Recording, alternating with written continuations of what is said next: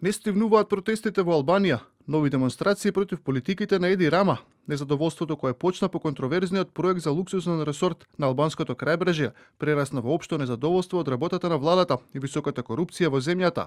Албанските медиуми тврдат, демонстрациите се најмасовни досега, со учество на неколку стотици илјади лица, меѓу кои и голем број на албанци од диаспората, решени да го променат политичкиот систем, кој на еден или на друг начин обстојува веќе 35 години.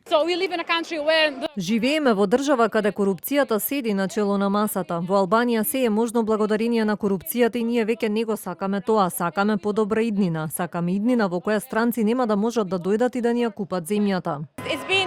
Премногу долго имавме ваква политичка култура каде премиерот и политичките партии мислат дека можат да прават што сакаат, дека за нив не важат никакви закони. Тука сум бидејќи сакам крај на оваа макијавелистичка политичка култура во која стремежот кон моќ и алчност служат како оправдување за се. Неголемо внимание привлече поклонот за роден ден на Еди Рама, кој вчера наполни 62 години. Демонстрантите донесоа бетонска торта со надпис "Уште 100 години затвор", украсена со фламинга, кој станаа символ на протестите, првично започнати против изградбата на луксузното одмаралиште.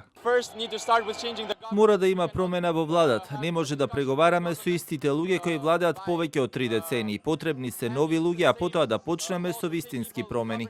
А додека траат протестите во Тирана, Еди Рама им одговори на незадоволните жители дека патриотизмот не е отфрлање на странските инвестиции, туку зголемување на приходите. На противниците им порача да не се надеваат на негова оставка и дека владата има мандат од граѓаните да го доврши процесот на пристапување на Албанија во Европската унија. Протести во Албанија се најавени и за денеска пред судот во Тирана, каде се чека одлука за 20 приведени во нередите кои се случија пред неколку дена. Организаторите порачуваат дека демонстрациите ќе продолжат се додека нема оставка од владата.